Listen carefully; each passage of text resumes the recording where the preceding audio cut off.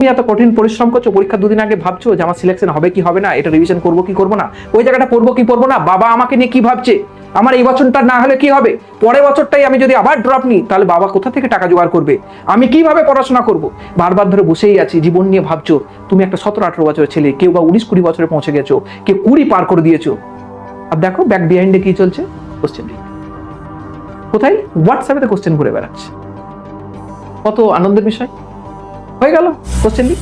Student থেকে শুরু করে বহু গার্জেন এটা নিয়ে দ্বিধায় আছেন যে এক্সামটা আসলে হবে কি, অথবা এই যে এক্সামটা হবে এই এক্সামের কোশ্চেন পেপার কেমন হবে। যে তোমাদের 2026-এ শুধুমাত্র এক্সাম যে লিকের কারণে ক্যান্সেল হয়েছে এমনটা নয়, এরকম ঘটনা আমাদের ইতিহাসে বারবার ভারতবর্ষের বুকে ঘুরেই চলে। সেটা নিট নিক, সেটা সিবিএসসি নিক, যেই নিক না কেন, এই ঘটনার ইতিহাস আমাদের ভারতবর্ষে কম নয়। কিন্তু ইতিহাসে আবার প্রথম হতে চললো নিট 2026-এ, যেটা বর্তমানের ঘটনা।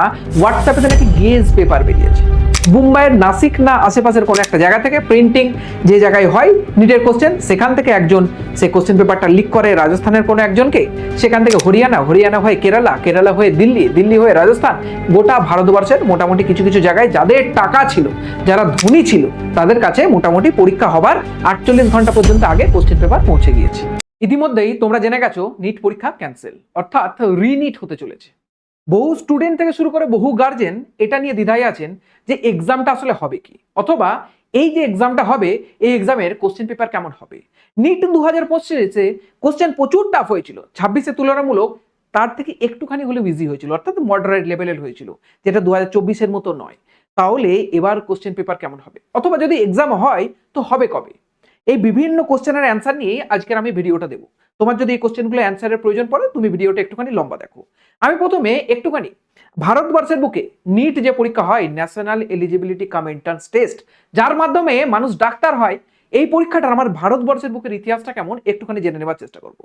একটুখানি তিক্ত লাগলেও এটা বাস্তব যে তোমাদের 2026-এ শুধুমাত্র এক্সাম যে লিকের কারণে ক্যান্সেল হয়েছে এমনটা নয়, এরকম ঘটনা আমাদের ইতিহাসে বারবার ভারতবর্ষের বুকে ঘুরেই চলে।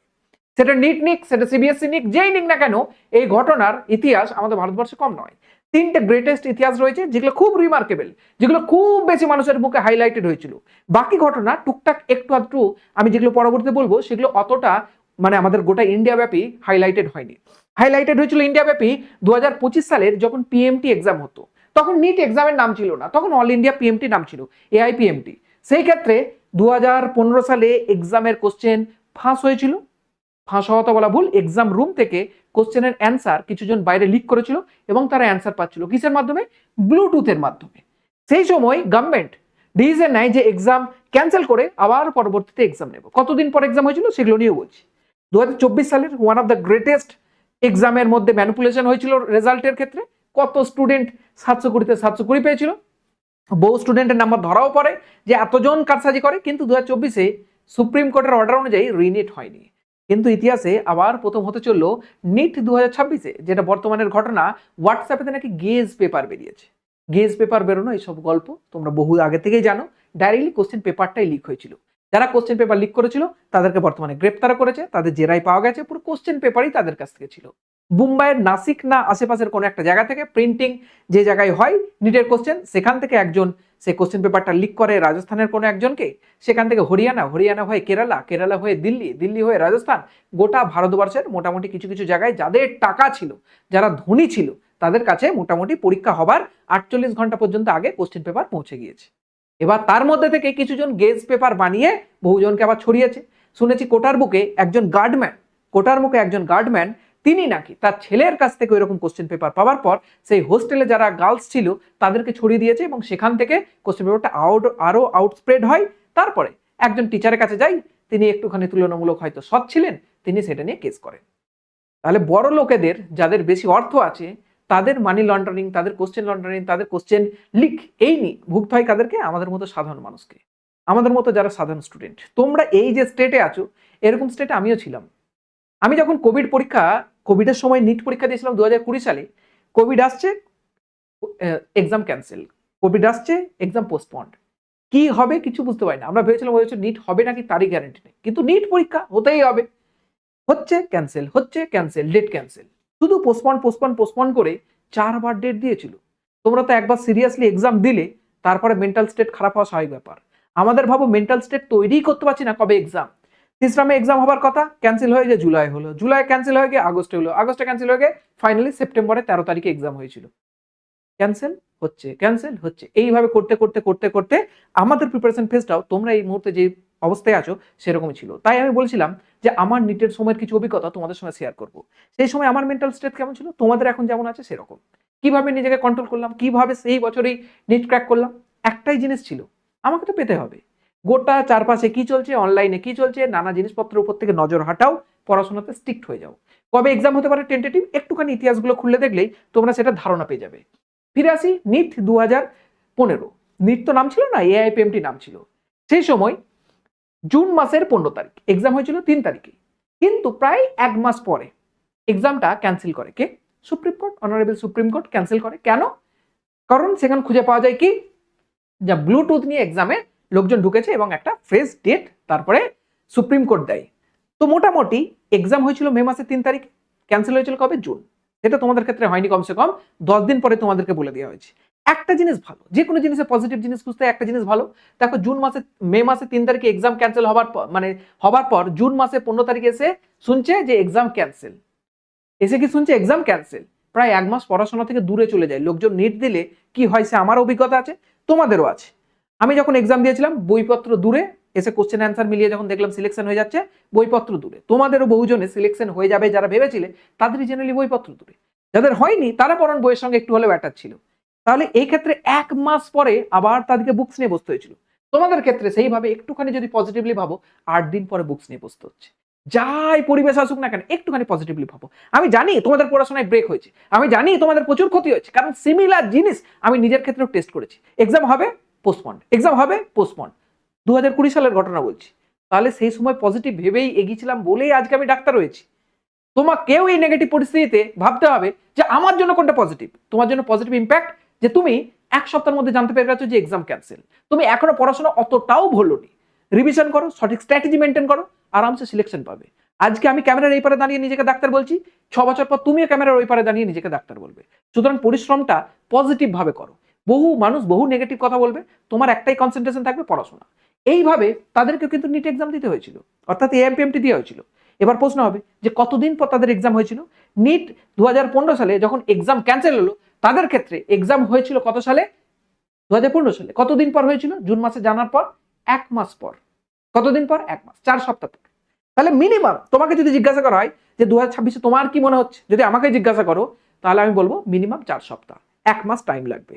1 মাস মিনিমাম ধরে চলতে পারো। হ্যাঁ, তাহলে কি 30 দিন 35 দিনের কি স্ট্র্যাটেজি মানিয়ে পড়বো? না, তুমি মানিয়ে চলো মিনিমাম 3 সপ্তাহ। 3 সপ্তাহ মিনিমাম, 4 সপ্তাহ ম্যাক্সিমাম হয়তো হতে পারে। তাহলে 3 সপ্তাহ যদি তুমি 21 দিন যদি ভালো করে পড়াশোনাটা করতে পারো, তাহলে তোমার ক্ষেত্রে কিন্তু অ্যাডভান্টেজ থাকবে আরো 1 সপ্তাহ। যদি পিছায় 1 সপ্তাহ পরে, 1 মাসের পরেও হোক না, 2 মাস পরেও হোক না, তোমার কাছে অ্যাডভান্টেজটা থাকবে। কিন্তু খুব সম্ভাবনা থাকবে যে 1 মাসের মধ্যেই কিন্তু এক্সাম হবে, 1 মাস পরে এক্সাম হবে। তাহলে এই সময়কালটা একটুখানি তোমার কাছে প্রিসিয়াস। তুমি মোটামুটি 25 থেকে 30 দিনের একটা স্ট্র্যাটেজি মেনটেন করে পড়াশোনা স্টার্ট করো। সব থেকে বেস্ট যদি 21 দিনের স্ট্র্যাটেজি মেনটেন করে পড়াশোনা করো। কারণ এক্সাম হঠাৎ করে দিয়ে দেবে, এদের তো কোনো ঠিক ঠিকানা নেই। কত টুইটস করেছিল বলো তো, তোমাদেরকে কত ভয় দেখিয়েছিল সেই সময়। This is not your school exam, এটা স্কুল এক্সাম নয়, এটা ন্যাশনাল লেভেলের এক্সাম, তুমি তোমার যা করছো করো, আমরা সিস্টেম হেভি গুছিয়ে রেখেছি। সিস্টেম কেমন পর্দাফাশ দেখতে পেয়েছো? সুতরাং এদের উপর ব্লাইন্ডলি ভরসা করার কোনো মানে হয় না। তুমি তোমার পড়াশোনাটা একদম ফুল ফ্লেজ করে যাও, তুমি তোমার প্রিপারেশনটা একদম টপ নচ রেখে যাও, যেমনটা নর্মাল পরীক্ষা যখন হয়েছিল 3রা মে, তার আগে যেমন রেখেছিল সিমিলার রাখো। এবার এখান থেকে পজিটিভ ভাববে কি করে? তোমার 3রা মে কথার জন্য বলছি, কোনোভাবে তুমি যে র্যাঙ্কটা ডিজার্ভ করছিলে বা ভাবছিলে আমি এই মার্কসটা পাবো, এটা হয়নি। তোমার কাছে কিন্তু সুযোগ আছে, তুমি সেটাকে আপগ্রেড করো। কেউ কেউ ভেবেছিলে আমি কাট অফ লাইনে চলে আসছি, আমার 580-এর আশেপাশে নাম্বার, সে কিন্তু নিজেকে আপগ্রেড করতে পারো এই কটা দিনেতে। কেউ মনে করছো আমি অনেকটা কম পেয়েছিলাম, একটুখানি পরিশ্রম করেই নাও না। নতুন নতুন কোনো কোর্সে ভর্তি হলে একটু পড়াশোনাটা ভালো করে ওয়ান শট দেখে একটুখানি রেজাল্টটাকে তুলে নাও না, তুলে নিয়ে তারপর তুমি তোমার প্রিপারেশন যা আছে তেমন ভাবে এগোবে। তাহলে এই ক্ষেত্রে মোটামুটি 44 জনের মতো স্টুডেন্টকে রাফলি সুপ্রিম কোর্ট কি করেছিল, আইডেন্টিফাই করেছিল এবং তাদেরকে এক্সাম ক্যান্সেল করেছিল। এবছর এক্সাম দিয়েছিল কত? 6.5 লাখ। কেন স্যার এত কম কেন? এখন তো 22 লাখ 23 লাখ দিচ্ছে। তখন এএমপিএমটি এক্সাম সবাই দিত না, তখন সবার স্টেট ওয়াইজ এক্সাম হতো, যেমন আমাদের ডব্লিউবিজি এক্সাম, তখন আমাদের সবাই ম্যাক্সিমাম নিজের নিজের স্টেটের এক্সামটা দিত। যারা খুব ভালো ছেলে, যারা মনে করতো আমরা অল ইন্ডিয়ার কোনো কলেজে গিয়ে পড়বো, মৌলানা যেতে পড়বো, এমসে পড়বো, এমসে তো আলাদা এক্সাম হতো, অন্যান্য কলেজে গিয়ে পড়বো, তারাই শুধুমাত্র এএমপিএমটি দিত। সেই যেন এএমপিএমটি যেহেতু একমাত্র এক্সাম ছিল না, তাই সেখানে স্টুডেন্ট সংখ্যা কম ছিল।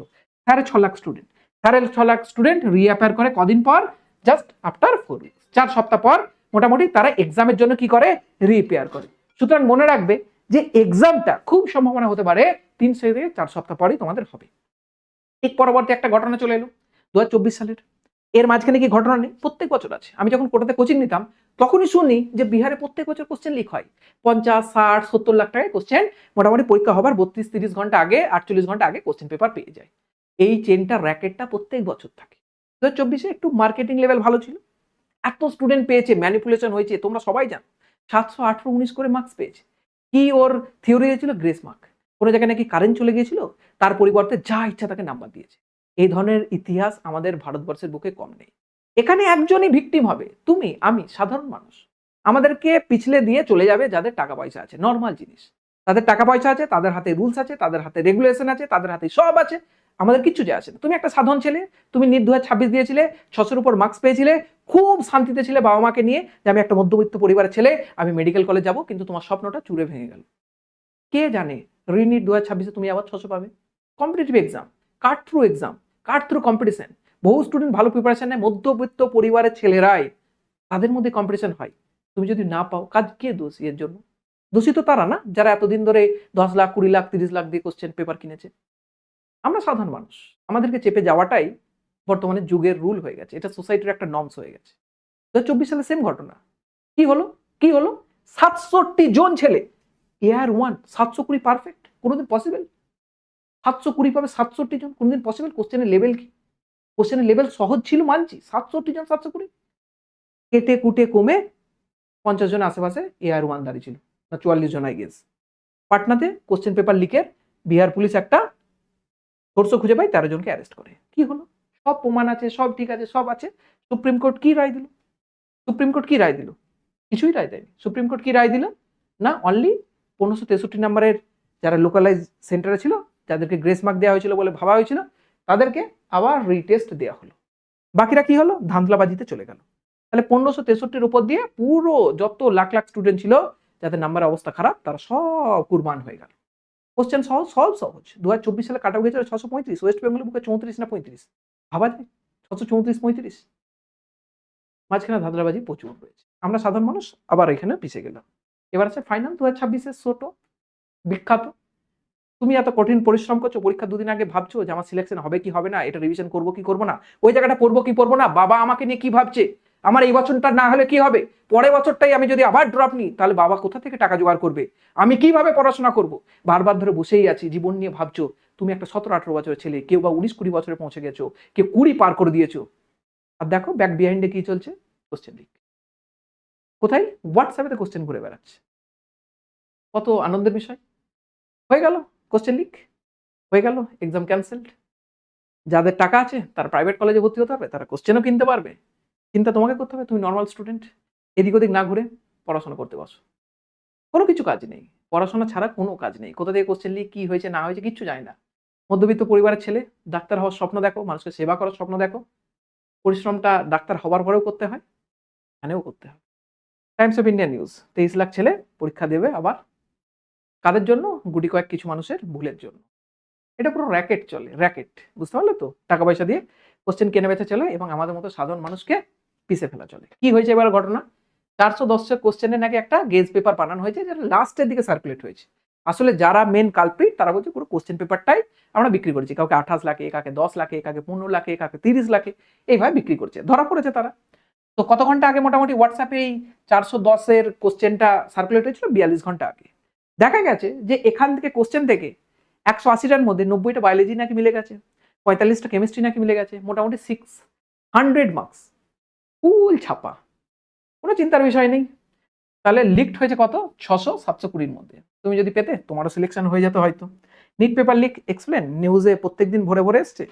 আবার কি, কিছুই কাজ না, তোমার আমার মতো সাধারণ স্টুডেন্টকে এক্সামে বসতে হবে, এরকম একটা হঠাৎ করে কোনদিন নোটিশ চলে আসবে।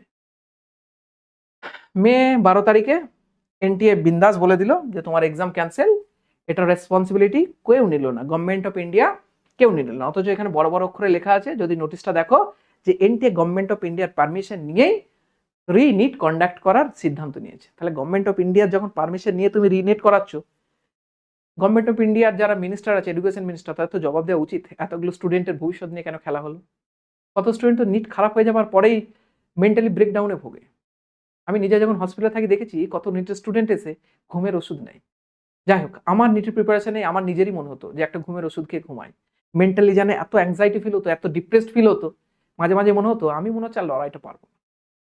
ঠিক ওই সময়তেই তোমাকে লড়াইটাকে হেরে গেলে চলবে না, জিততে হবে। আমিও জিতেছি, তোমরাও পারবে। গার্জেন যারা দেখছেন, একটুখানি ভরসা রাখুন, আপনার ছেলে মেয়ে অবশ্যই পারবে। 2026-এ যখন একবার ফ্রেশ নিট দিয়েছে, রিনিট দিতেও সমস্যা নেই। একটু ভরসা রাখো নিজের উপর। সোসাইটি তোমাকে নিচে নামানোর চেষ্টা করবে, তুমি উপরে ওঠার চেষ্টা করো। ওই বলে না, নর্দমার মধ্যে কিচারের মধ্যে পদ্মফুল ফুটবে, যেখানে পদ্মফুল ফুটুক, তুমি তোমার লাইফে পদ্মফুলটা ফোটাও। বাকি এক্সাম টেন্টেটিভ ধরে চলতে পারো। আজকে যদি মে মাসের 15 তারিখ হয়, ধরে চলতে পারো তোমার এক্সাম জুন মাসের 10 বা 15 তারিখের মধ্যেই একটা শিডিউল ডেট পড়বে। প্রিপারেশনের জিনিস বলে দিলাম। নেক্সট আসি কোশ্চেন পেপার। 2015 সালে যখন রিনিট হয়েছিল, নর্মাল জিনিস, কোশ্চেন পেপার টাফ একটু হবেই। 2026-এ কোশ্চেন পেপার একটু হলেও টাফ হবে। কোশ্চেন পেপার নিয়ে কি ভাববো না, তুমি তোমার প্রিপারেশনটা নিয়ে ভাবো। যে কোশ্চেনগুলো 2026-এ ভুল করেছিলে, সেই টপিকগুলোকে আবার পড়ো, রিভিশন করো। যে টপিকগুলোতে একটু আধটু সিলি মিস্টেক হয়েছিল, সেগুলোকে ঠিক করার চেষ্টা করো। ভাবো যে ভগবান তোমাকে 1 মাস টাইম দিয়েছে তোমার নিট 2026-এর ভুলগুলোকে শুধরানোর জন্য। ঠিক আছে, কোনো না কোনোভাবে এক্সাম ক্যান্সেল হয়েছে, পজিটিভলি ভেবেই চলো, কারণ পজিটিভ ভাবলে তবেই তোমার পজিটিভ রেজাল্ট আসবে। কি আবার, বাকি তোমার গাইডেন্সের জন্য আমি থাকছি, রেগুলারলি ভিডিও দেবো, প্রত্যেকটা জিনিসের ডাউট ক্লিয়ার করার চেষ্টা করবো তোমাদেরকে ওয়ান শট কিছু পড়িয়ে দেবারও। বাংলার বুকের বহু স্টুডেন্ট নিটের ঠিকঠাক বাংলায় এডুকেশন পায় না, সেটাকে ভরপুর করার চেষ্টা করবো। দেখা হচ্ছে নেক্সট কোনো ভিডিওতে। গাইডেন্স তোমাদের সঙ্গে সবসময় থাকছে, আমি ডক্টর নওয়াজ।